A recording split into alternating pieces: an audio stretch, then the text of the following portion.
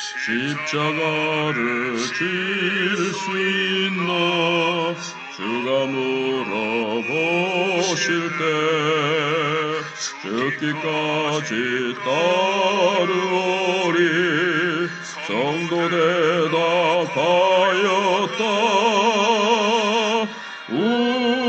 우리의 심령 주의 것이니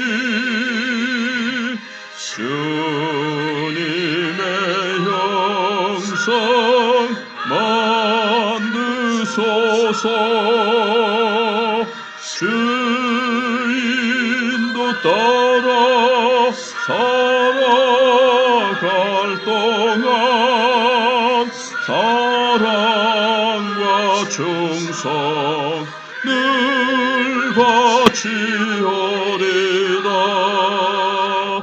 너는 기억하고 있나 구원받은 강도를 그가 회개하였을 때 낙원 허락받았다.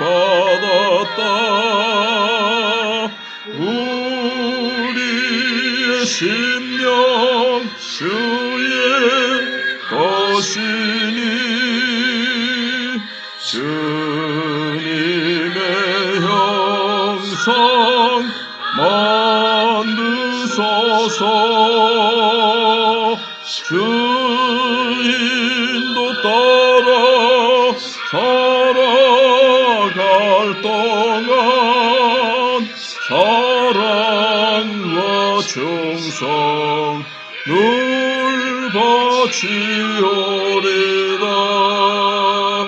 걱정 근심 모든 그늘 너를 둘러 엎을 때 주께 내 영 맡기겠나 최우승리 믿으며 우리의 심령 주의 것이니 주님의 형상 만드소서.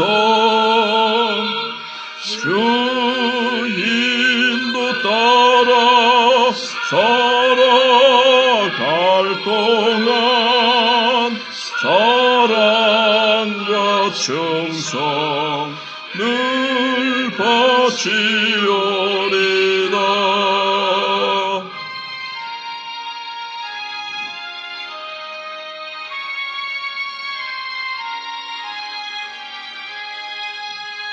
이런 일 다 할 수 있나 주가 물어보실 때 용감한 자 바울처럼 선뜻 대답하리라.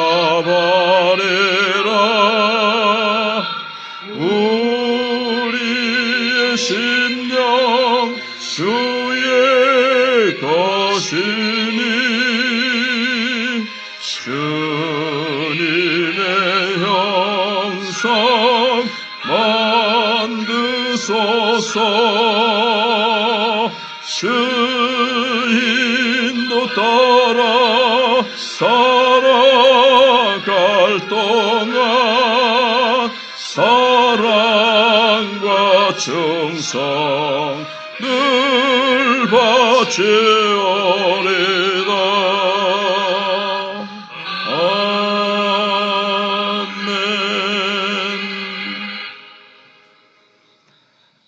하나님 말씀 마가복음 10장 35절로 45절입니다.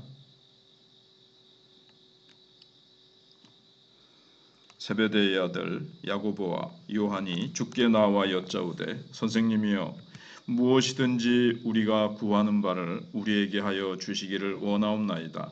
이르시되 너희에게 무엇을 하여 주기를 원하느냐 여짜오되 주의 영광 중에서 우리를 하나는 주의 우편에 하나는 좌편에 앉게 하여 주옵소서. 예수께서 이르시되 너희는 너희가 구하는 것을 알지 못하는도다. 내가 마시는 잔을 너희가 마실 수 있으며 내가 받는 세례를 너희가 받을 수 있느냐? 그들이 말하되 할 수 있나이다. 예수께서 이르시되 너희는 내가 마시는 잔을 마시며 내가 받는 세례를 받으려니와 내 좌우편에 앉는 것은 내가 줄 것이 아니라 누구를 위하여 준비되었든지 그들이 얻을 것이니라. 열 제자가 듣고 야고보와 요한에 대하여 화를 내거늘 예수께서 불러다가 이르시되 이방인의 집권자들이 그들을 임의로 주관하고 그 고관들이 그들에게 권세를 부리는 줄을 너희가 알거니와 너희 중에는 그렇지 않을지니 너희 중에 누구든지 크고자 하는 자는 너희를 섬기는 자가 되고 너희 중에 누구든지 으뜸이 되고자 하는 자는 모든 사람의 종이 되어야 하리라. 인자가 온 것은 섬김을 받으려 함이 아니라 도리어 섬기려 하고 자기 목숨을 많은 사람의 대속물로 주려 함이니라. 아멘.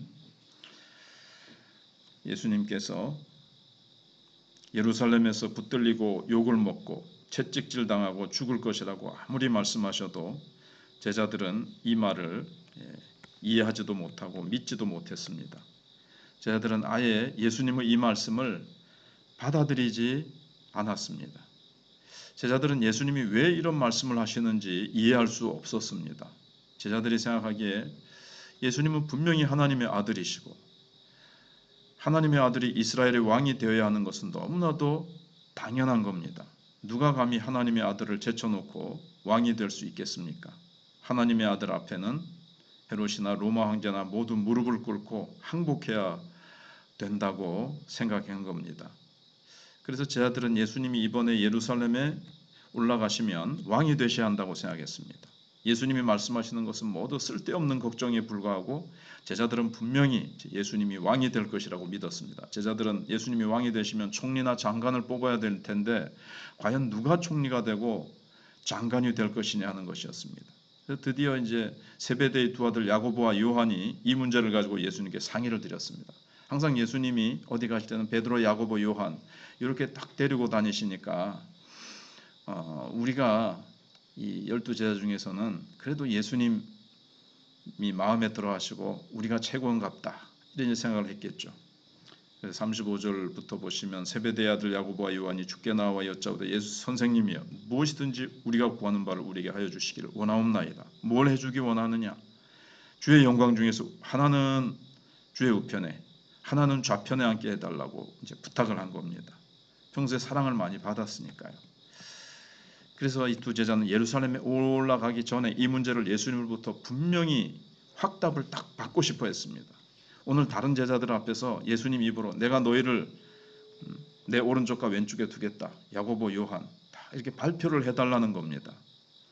야고보, 요한은 예수님이 왕이 되셨을 때 최고로 높은 장관이나 총리가 될 수 있도록 발표해달라는 거죠. 이거는 야고보와 요한이 몰라도 너무 모르고 요구하는 것이었습니다. 예루살렘에서 예수님을 기다리는 것은 십자가 처형인데 이들이 요구한 것은 자기들도 사실은 예수님과 함께 못 박히게 해달라는 그런 부탁이거든요. 너희가 그걸 지금 요구하는 것이 뭔지 모르고 있다. 그렇게 이제 얘기를 하시는 겁니다. 38절에 내가 마시는 잔을 너희가 마실 수 있으며 내가 받는 세례를 너희가 받을 수 있느냐? 근데 제자들은 이제 이렇게 예수님 물어보셨는데 잔이라는 것은 속에 붓는 거죠. 그리고 세례라는 것은 바깥에 붓는 겁니다. 예수님은 안으로 속으로 말할 수 없는 정신적 고통과 두려움을 당하시고 겉으로는 도저히 참을 수 없는 육체적인 고통과 치욕을 지금 당하실 겁니다. 예수님은 그러니까는 안팎으로 말할 수 없는 고통과 두려움과 비참한 것을 당하게 됩니다. 예수님은 예루살렘에서 속도 모두 타버리고 육체도 갈기갈기 찢어지게 됩니다. 정말 타는 듯한 고통을 안팎으로 당하시는 거죠. 예수님은 두 제자에게 너희가 이것을 마실 수 있느냐? 근데 사실 예수님의 잔은 예수님 외에는 아무도 마실 수가 없는 겁니다. 예수님의 십자가는 예수님 혼자만 지실 수 있는 것이고 예수님의 죽음은 혼자만 감당하셔야 되는 것이었습니다. 근데 두 제자는 내 잔을 마실 수 있느냐?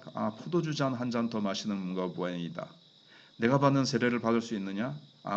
세례 한 번 더 받으면 되는 모양이다. 문자적으로 생각을 해서 네, 감당할 수 있습니다. 그러나 예수님이 말씀하신 것은 끔찍한 십자가의 죽음이었습니다. 물론 이 두 제자도 너희들도 그래, 너희들이 말했은 대로 너희가 이 잔을 마실 수 있을 것이다. 그거는 미래를 두고 예수님이 말씀하신 겁니다. 오순절에 성령이 오시고 신앙적으로 성숙한 후에는 자신들의 잔을 그들이 스스로 마셨습니다. 첫 번째 순교자가 야고보죠. 야고보의 목을 헤롯이 베어버리죠. 요한은 오래 살았지만 반모섬에서 그냥 산 순교자처럼 그렇게 살았습니다. 하지만 나중에 이것은 자신들이 마실 잔이었습니다. 지금은 어떤 잔도 마실 준비가 되어 있지 않았고 어떤 세례도 받을 수 없었습니다. 너무나도 지금은 어린 상태, 영적인 철부지 상태죠. 그래서 예수님은 두 제자에게 말씀하십니다. 그들이 말하되 39절에서 할 수 있나이다. 그러니까 예수님이 너희가 내가 마시는 잔을 마시며 내가 받는 세례를 받으려니와, 이게 이제 미래죠. 내 좌우편에 앉는 것은 예수님이 정하시는 것이 아니라 누구를 준비되었든지 그들이 얻을 것이라 되어 있고, 다른 성경에는 하나님께서 주신다는 거죠. 언젠가는 잔과 세례를 받게 되겠지만 지금은 아니라는 겁니다. 그리고 예수님은 분명히 말씀하셨습니다. 좌우편에 앉을 사람은 예수님이 정하지 않고 하나님이 정하실 것인데 어떤 사람들이 앉게 되느냐. 정말 예수님같이 다른 사람들의 고난의 잔을 마시고 다른 사람들의 세례를 받은 사람들입니다. 즉 이 세상에서 얼마든지 성공할 수 있고 출세할 수 있음에도 불구하고 하나님의 축복이 사람들에게 임하게 하기 위해서 가장 고통스러운 잔을 마시며 가장 고통스러운 세례를 받을 사람들에게 예비되어 있다는 겁니다. 이 세상에서 아무것도 희생하지 않고 예수님을 믿는 사람은 예수님으로부터 아주 멀리 앉을 생각을 해야 됩니다. 예수님 자리에서 가장 가깝게 앉을 사람은 이 세상에서 가장 많은 것을 포기하고 버리고 희생한 사람입니다. 자기 재산과 명예와 출세, 생명을 버린 사람이 예수님의 가장 영광스러운 자리에 앉게 되는 겁니다. 그 당시 그런데 두 사람은 전혀 죽을 생각도 없고 오직 높아질 욕심에 차 있었기 때문에 사실 그 말을 할 그때는 예수님 근처에도 갈 자격이 없었던 겁니다. 근데 이때 다른 제자들이 이 두 제자의 말을 듣고 난리가 났습니다. 자기들도 예수님께 부탁드리려고 했는데 야고보와 요한이 먼저 수를 쓴 겁니다. 쇠치기를 했기 때문에 그렇습니다. 그래서 41절에 열 제자가 듣고 야고보와 요한에 대하여 화를 내거늘, 제자들도 그렇게 예수님의 말씀을 많이 듣고 은혜를 받아도 성령 받기 전에는 생각하는 것이 일반 사람들과 똑같다는 겁니다. 예수 믿는 사람들 가운데 성령 충만하지 않은 사람들은 얼마나 감투 좋아하고 높은 자리에 올라가는 것을 좋아하는지 모릅니다. 총회장 되려고 그러고 무슨 단체에서 회장 되고 싶어 하고 그렇습니다. 조용히 하나님 말씀 앞에 돌아와 생각해 보면 이 사람들이, 이 많은 그리스도인들이 하나님의 뜻과 정반대되는 것을 열심히 하고 있는 것을 보게 됩니다. 이 9월 달에 이제 각 교단마다 총회가 있습니다. 지금 벌써 뭐 총회장 되려고 막 과열돼 있죠. 우리는 높아져야 될 이유가 없고 또 그런 자리에 올라가려고 해서도 안 되는 겁니다. 이 세상에서 높아진다면 하나님의 축복은 임하지 않습니다. 물론 그러면은 이 세상의 국회의원 뭐 그런 건 어떻게 됩니까? 그건 이제 하나님이 주신 선물이고 그 안에서 잘 이제 은사를 따라서 잘 감당해야 되는 문제죠. 요즘 우리나라 교회는 너무나도 훌륭하고 목사도 너무나도 훌륭하지만 하나님의 능력과 축복이 나타나지 않는 이유는 낮아지지 않기 때문에 그렇습니다. 다 높아지려고 그러고.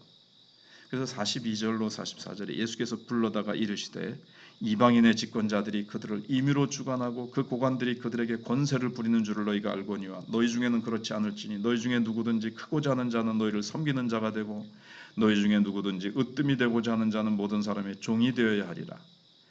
예수님은 세상과 우리 하나님 나라의 근본적인 계급의 차이에 대해서 말씀하셨습니다. 이 세상에는 계급이 있습니다. 피라미드 구조처럼 위에 있는 사람이 아래 사람에게 명령하고 지시 않으면 아래 사람은 복종하게 되어 있습니다. 그렇게 해야 그래도 타락한 이 세상이 그나마 유지가 됩니다. 안 그러면 이 세상은 지옥처럼 아비규환이 될 것입니다. 그래서 이 세상에 근데 하나님이 만드신 이 그나마 죄를 이렇게 제어하려고 하는 이 구조를 이용해서 높은 사람들은 돈이나 재산이 이제 많은 이제 사람들이 이제 고가는 근데 이제 자기가 부리는 하인이나 종에게 마음껏 명령을 내리고 일을 시킬 수 있다고 생각합니다.